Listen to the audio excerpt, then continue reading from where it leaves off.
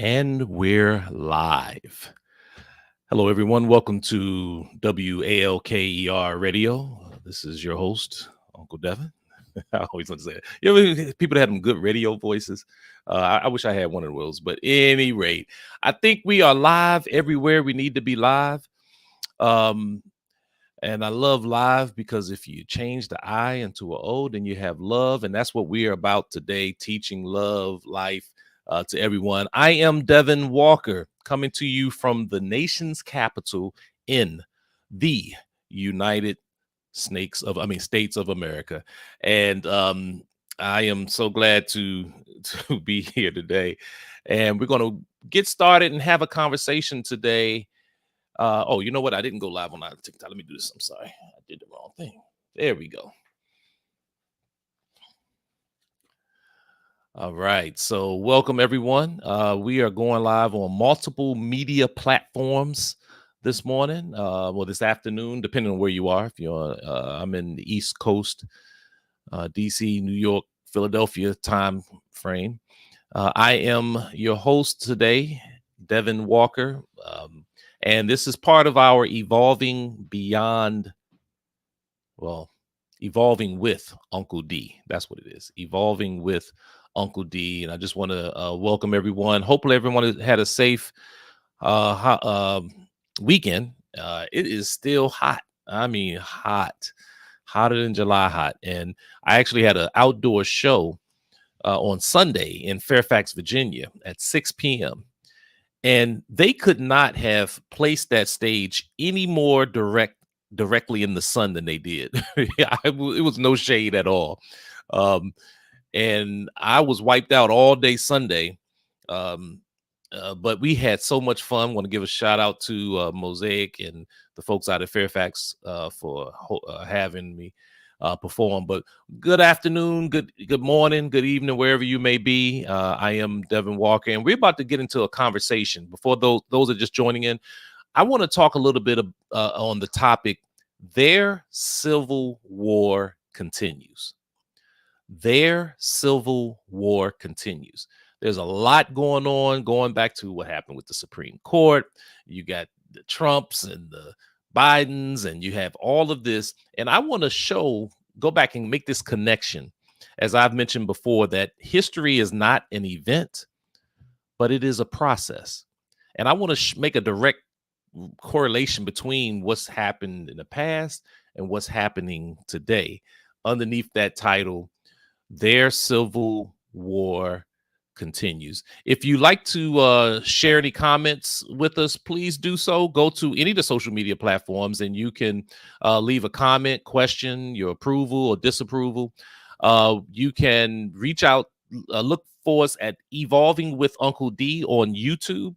Go and won't you go and hit the little bell, like, share, and all those types of things. I remember, I forgot what movie that was. I think it was the movie of the Three Stooges. And they were doing something at a church, and they were up on top of I think a steeple church, and it was a nun at the bottom of this, I don't know, whatever it was. But somehow they ended up throwing this big, huge bell down, and as soon as the nun turned around, it hit her right in the head, and then she was knocked out. And somebody said, "Oh my goodness, is she okay? Does anybody know who she is?" Said one of the stooges says, "No, but her face sure did ring a bell." I thought that was clever. I'm not advocating violence. It's just that was in the movie. I'm just reporting what was in the movie. So anyway, if you can go to YouTube, ring the bell, like, follow us as we talk about the topic. Their civil war continues. Now, for those who may not know, the United States Civil War took place and lasted in the 1800s, but maybe, it was a battle between what they say those of the north of the United States and those of the south, the northern states who wanted to unionize everything, and the south who wanted their own control. And one of the biggest issues that that was going on was that you not only had that going on, but then just not too soon before that, the United States had to fight against Britain to get its independence. So from 1776, for that whole 100-year period, you had, first of all, the United States getting its freedom. which people celebrated on July 4th, 1776. But then you had the Civil War. That was this battle between the North and the South. And I want to share with you a couple of things and show you that what we see right now between the Democrats and the Republicans is nothing more than a continuation of that Civil War. And I intentionally used the what is it, the preposition or the first, I don't know what it is, the word there. I specifically used that because this has nothing to do directly. It's not my war, because I'm not, I and people of color. This is not a people of color war. This is a battle between two establishments that is European led, that are fighting for the control of labor and money and monopoly. And that is their goal. That is their principle. And they will use whatever tool that they can use to gain it. And what we saw that happened last week with the Supreme Court was the descendants of the South. They just checked. I mean, they just did a check on the checkerboard with the Democrats. I mean, they went in and they were like, boom. So now they control the Supreme Court, and they're trying to look to bring in their own executor, and they create this huge monarchy led by a rogue Supreme Court and the dictator wannabe in Donald Trump. But what I'm trying to say here also is that we cannot get blinded to the fact that this doesn't also benefit the Democrats, because as I will show, and as we're going to go into here, it never was an issue of, especially for those of us of African descent and other minorities, it never was an issue for them about our freedom. It was all about them winning the war. And whatever they had to do to win the war, they did it. That's how we got these civil rights. And that's how we got all these different things. So let me jump into this first I have this book. It's really, I really got to get another book. I've had this book for years. This is a book, W.E.B. Du Bois Speaks. I also have his autobiography, which is excellent. I consider W.E.B. Du Bois to be like the father of sociology in the United States. And what he was able to do. I want to read from one part of his book where he was speaking about, let me pull it back up for what pages, where he was speaking about the Civil War and the role that Africans in America played in the Civil War. And this was on page 94, 95. I thought I had it queued up, but here we go. So what Du Bois said, and I'm just going to read it, and then we're going to come back and I'll discuss some other things. The fugitive slaves, by help of whites and Negroes, organized and systematized their work under the Underground Railroad. And in this way, thousands of Negroes escaped to freedom in the North and in Canada. We know that the economy of the South was predicated on slave labor. But don't be confused.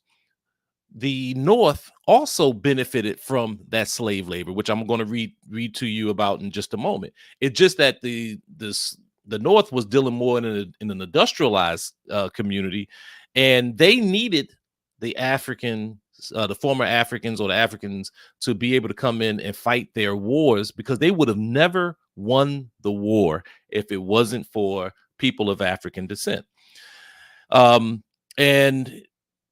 He says Negroes, by the use of their political power, by appeal and agitation, kept up the continual fight for full inclusion in American democracy. Now we're talking in 1860s and the like. He says that Negroes received the ballot after the Civil War for their part.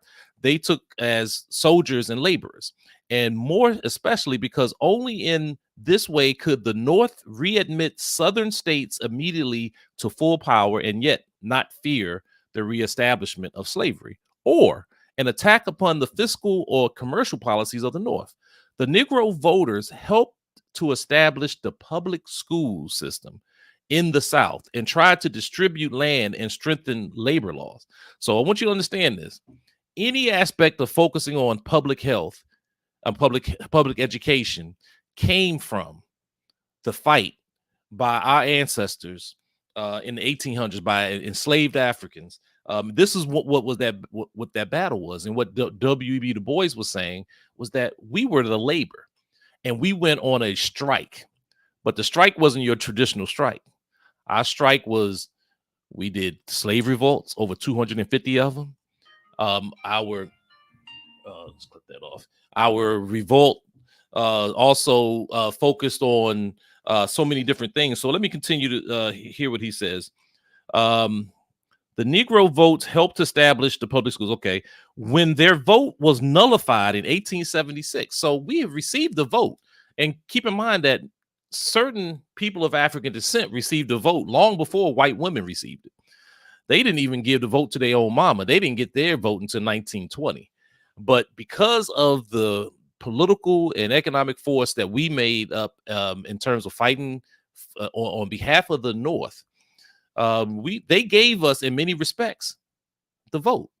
We were actually had people in Congress, in city councils, serving as judges, all these different places in the 1800s. You got to look that up. It's very important. That's one of the things that he was mentioning. When their vote was nullified in 1876, they retained their political power in the North and their power as laborers and consumers in the South. But what I want to really emphasize is, let's see, in these wars, the Negro fought to prove his right to be considered an American citizen. In the Civil War, he fought directly for freedom. So our fight in the midst of the Civil War was for our freedom. They weren't fighting for their freedom because they were free. They controlled the economics. They controlled the law. They controlled the religion. They controlled all of that. So that's why I say this was their Civil War. Who was going to control the labor was what they were fighting for, and it's what they're fighting for today. Don't be confused. And it says that he fought. His services were at first refused. So they didn't even want us at first because of their racism. They saw us as inferior. They didn't even want us to participate. But what happened was Britain was still in the picture. Some people of African descent were going to fight in the war of Britain against the United States. And so you had all these different dynamics that was going on. But it says, but eventually both the North and the South sought his aid, and 200,000 soldiers and at least 300,000 servants and laborers aided the Union cause. Abraham Lincoln said that without the help of Negroes, the war could not have been won. And this is the same Abraham Lincoln who, while he was president, said that if I can save the Union without freeing one slave, I would do it. This is the part what I'm saying, that it's not about they've been great at camouflaging their story to make them look like they were about our freedom. They were forced to give us these rights because we were the ones that helped them in this Civil War.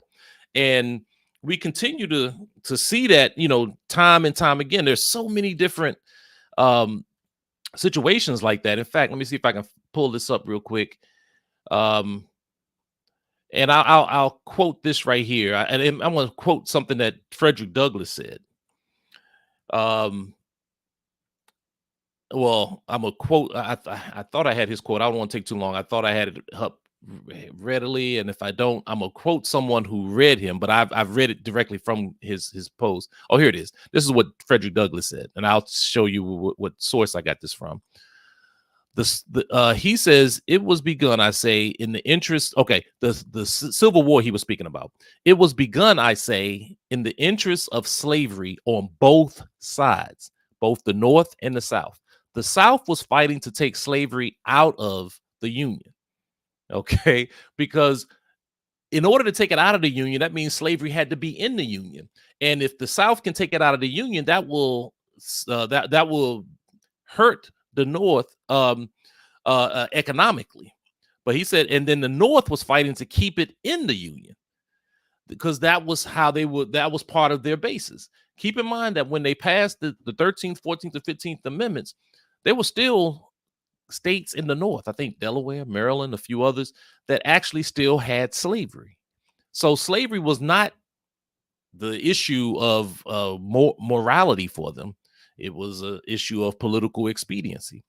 And he says that the South, he says the South fighting to get it beyond the limits of the United States Constitution, and the North fighting to retain it within those limits. The South fighting for new guarantees, the North fighting for old guarantees. But he says, and most importantly, both despising the Negro, both insulting the Negro. Now, this was Frederick Douglass, who was living in the midst of all of this, who was part of the abolitionist struggle. And he was saying that, and he was being very clear that the issue of the Civil War was about race, and that neither side truly cared about the interests of the Negro, or the Black, or as I would say, the Africans in America, the Moors, or whatever you want to, how you want to call us. But it was in the interest of who was going to win this war. That's what we see here.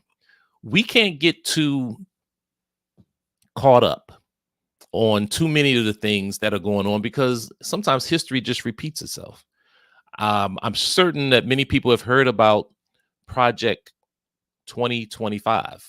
And if you haven't, you need to learn about it and see what this is about. But Project 2025, you can just Google up. They go to project2025.org and you can see more about it. But it's a project that was put forth by the Heritage Foundation, very conservative groups, laying out their strategy for taking power. And if you look at all the different civil liberties that they're looking to take away in a very direct, complete way, many of the regulations that we've seen that will help stabilize and make society safe, they're looking to do away with. If you take a look at, my background is in equal employment opportunity, EEO, and civil rights laws. Well, they're looking to get those thrown away. I mentioned public education. They want to get rid of the Department of Education. We see all these different things that they're talking about to come to power. But we have to look at this in context. The issue, though, is not that, in my opinion, and I love to hear what people say, I cannot sit here and say that I have to rely on the moral conscience of President Biden and the Democrats when I see what they have done and continue to do to poor and oppressed people around the world, including in this country. The thousands of Palestinians that are being killed. When you take a look at what's going on in Haiti, when you go to Africa and see what they're doing through their African command in Africa, and the destabilization policies that they have going on there, to suggest that either it's the Trumps and the Bidens. I mean, to me, when you look at that history, it's all connected. The Supreme Court, which has released many of these different rulings, has on its board, of course, Chief Justice Clarence Thomas. We have to remember that it was President Biden who voted in favor of his nomination and disregarded Anita Hill and her testimony of what happened to her. Just told him and other white congressmen. It was them. It was him that actually agreed to his nomination. So now here it comes back forth. Now here he's in a position to try to say that now Clarence Thomas and the rogue Supreme Court is making these different rules. Well, guess what? You had a lot to do with that. You could have stopped that if you'd have listened to what Sister Anita was talking about. And perhaps that would have been able to happen. But the other thing is, Project 2025 is no different than other campaigns that the United States government has done for years. It's crystallized in a more direct way, and they have the potential of bringing about their reality in a more direct way right now because of what's going on in the world. But I remember, in my book, and I'm going through books here as I read. I did a chapter in my book called Monopoly Capitalism, and this was in my book was in 2002, and I talked about something in 1975, a memorandum entitled "Implications of Worldwide Population Growth for United States Security and Overseas Interests," also known as the National Security Study Memorandum 200, NSSM 200. It was prepared by the Secretary of Agriculture, the Central Intelligence Agency, the Deputy Secretary of State, the Agency for International Development, and the Joint Chief of Staff. Now, I'm going to summarize my understanding of this, but through this, what they call NSSM 200, the United States elite was forcing less developed countries to implement drastic population controls in their countries in order to receive necessary food, or aid as they call it, needed for their very survival.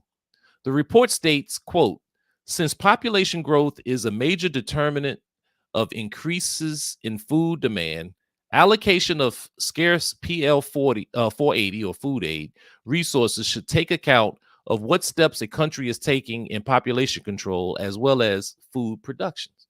So now they were waving to poor countries, you can't get this food unless you take these actions to reduce your population.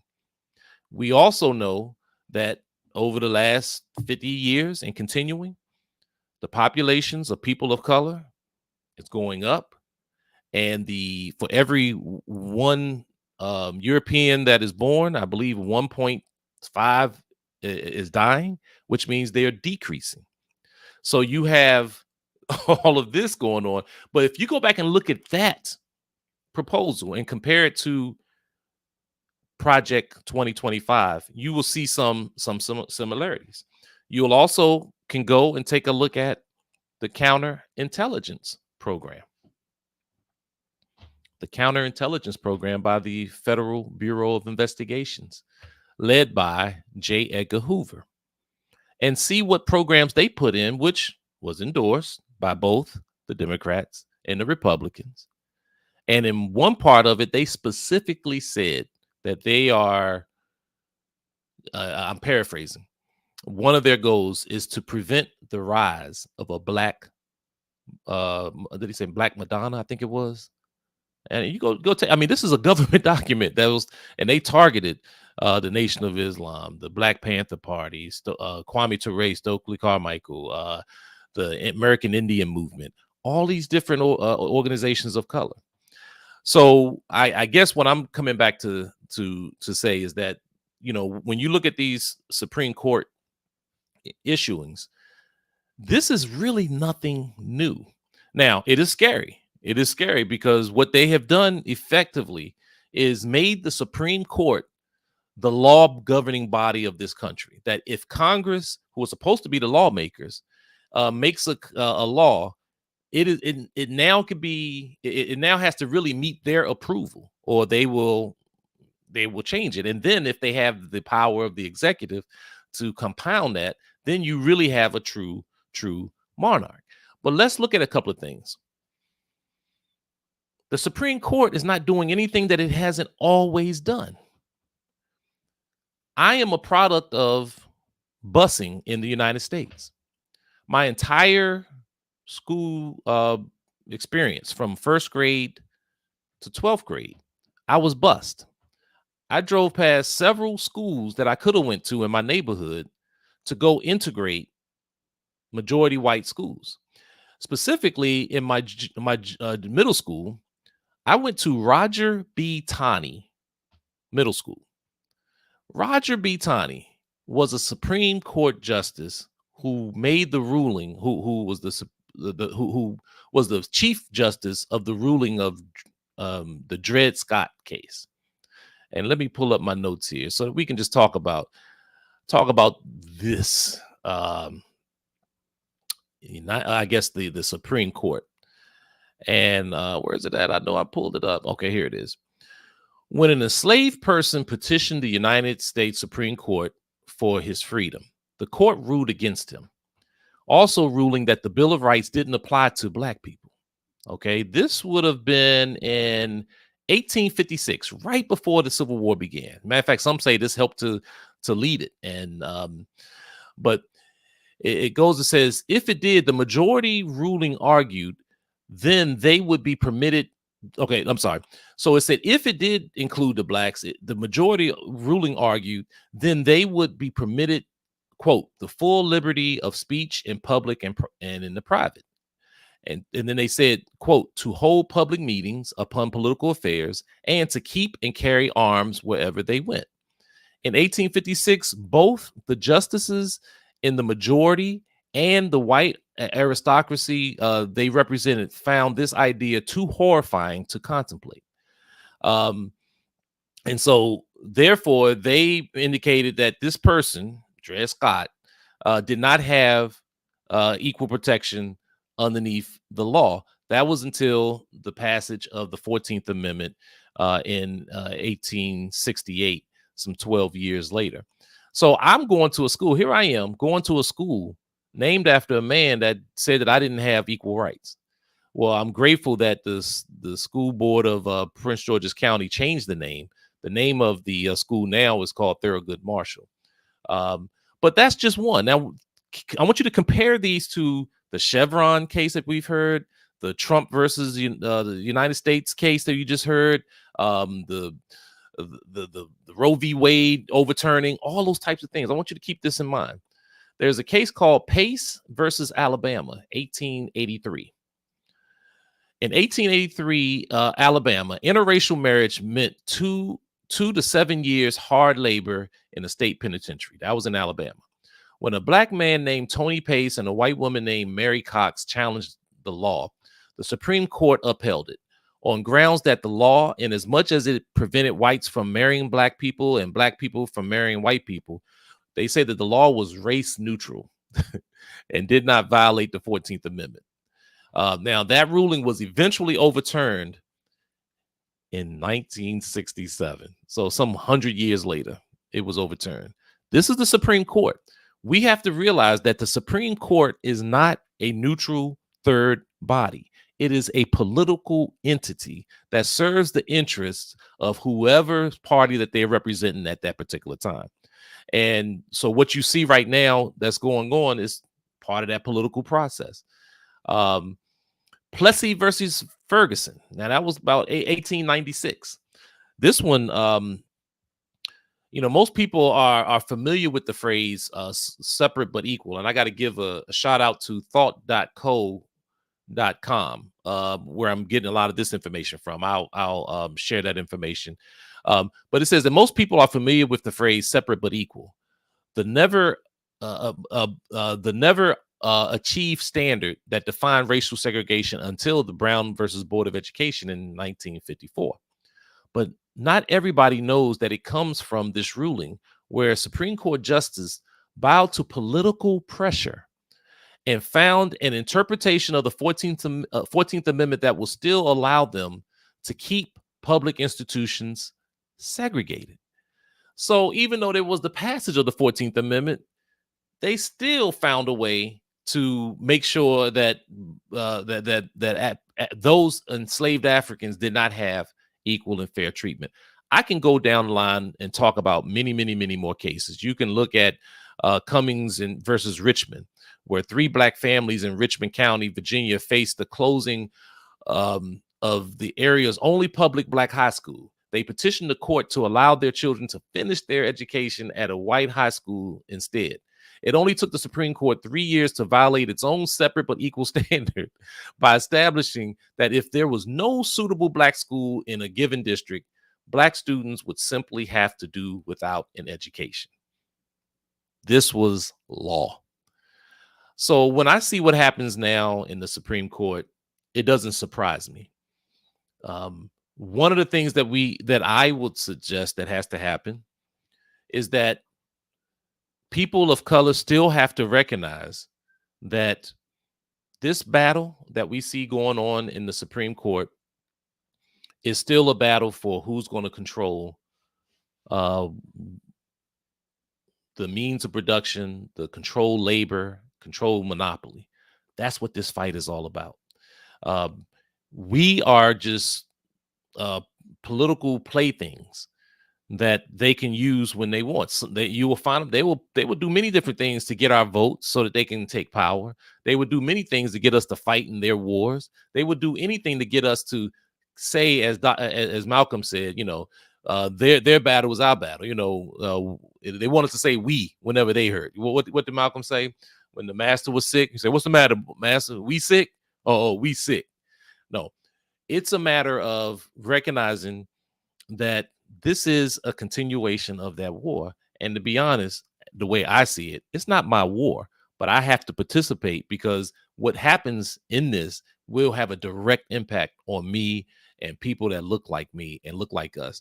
And it has a strong implication for anyone, anybody, any employee, any worker, no matter what your race is, no matter what your what your status is in the workforce. These situations are going to have a negative impact on you.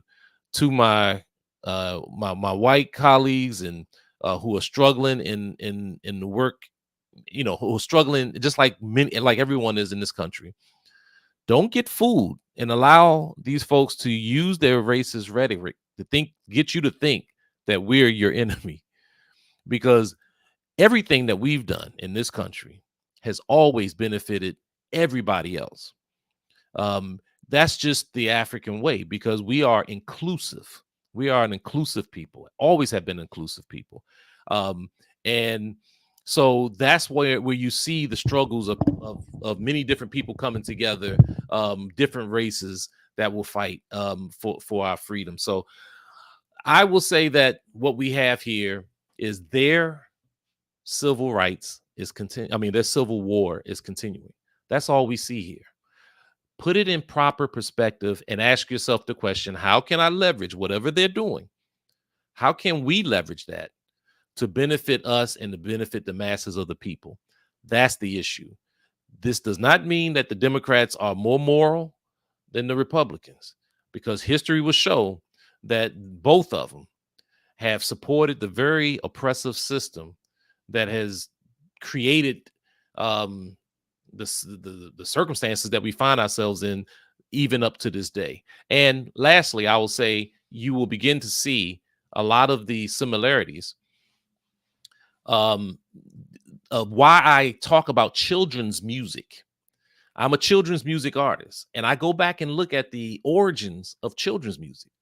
It was during this time, during the Civil War, all the struggle, we see nursery rhymes and games that talked about the pickaninny, the coon, the sambo, the monkey, all these things that came up that was created both in the North and the South. Keep in mind, Jim Crow did not start in the South. That started in the North. While in the South, they had the black codes. And so, when I talk about eeny, meeny, miny, mo, and people know that, catch a N by his toe, that was the original lyrics. When we look at Blue Tail Fly, Jimmy Crack Corn and I Don't Care. Yeah, I heard that song. Jimmy Crack Corn and I don't care. Jimmy Crack Corn and I don't care. Jimmy Crack Corn and I don't care. My master's gone away.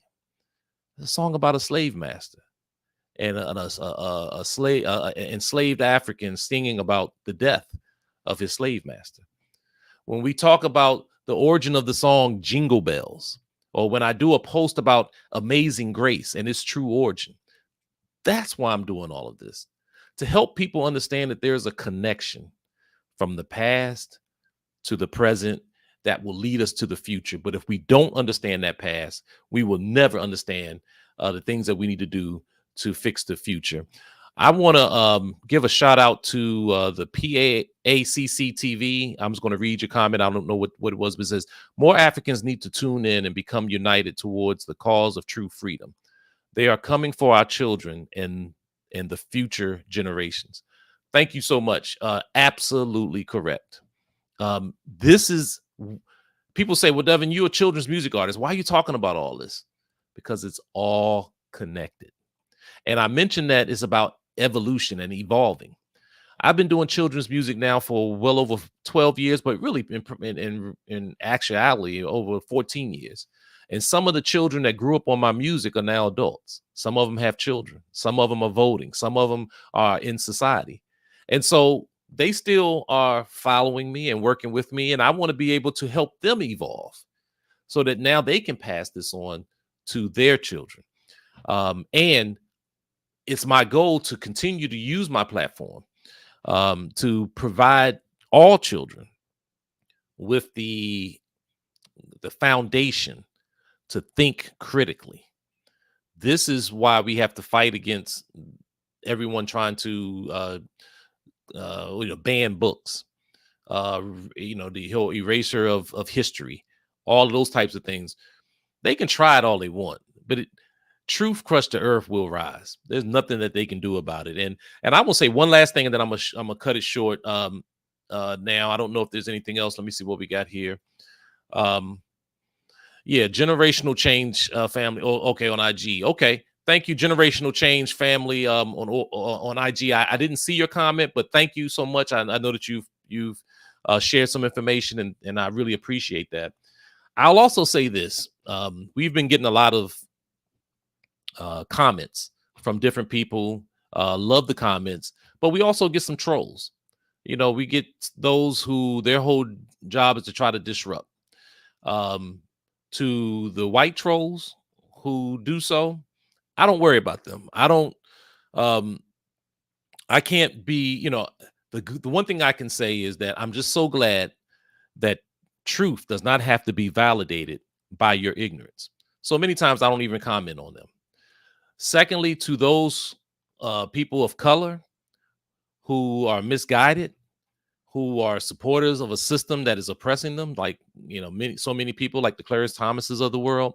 I'm going to use a saying that I once saw somewhere on social media some time ago, is that I've learned not to argue with people Harriet Tubman would have. Okay, I guess you can't use that word in would have taken out. Let me put it that way.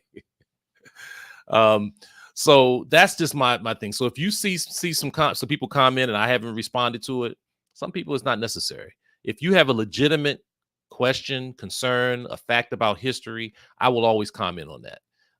I have more to learn than I ever have to teach. But if it's something that is just, people just want to name call and all that, well, that's no big deal. Daniel Emily Cunningham says it only works if we all come together. Well, that is, you can't even get more close to truth than what you just said, Daniel. We got the right to vote, not because somebody in their good nature said they were going to give us the vote. We got the right to vote because we organized, we fought, we burned down cities, we did slave revolts, we did all these different things. It was through a united effort. And so I'm just saying that if anybody is going to vote, it is your obligation to first belong to an organization that supports your political objectives, that can hold those folks in office accountable. Being an individual voter and only vote once every 4 years or once every 2 years actually does more damage than it does good.